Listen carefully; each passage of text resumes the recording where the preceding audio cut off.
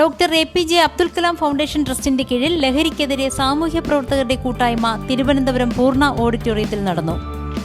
ചടങ്ങിൽ Thiruvananthapuram medical college മുൻ principal doctor Shaji Prabhakaran, Thiruvananthapuram cantonment assistant commissioner Stuart Keeler, Valiyavila ward councillor Devima, Sreenarayana world council chairman S. Suvarnakumar, doctor APJ Abdul Kalam foundation trust chairperson Tharalakshmi എന്നിവർ ഭദ്രദീപം കൊളുത്തി. Social വർക്കർമാരായ Nandavaram Susheelan, John Bosco D'Cruz, Preetha Susheelan, Attingal Ajith Kumar എന്നിവരും ചടങ്ങിൽ പങ്കെടുത്തു.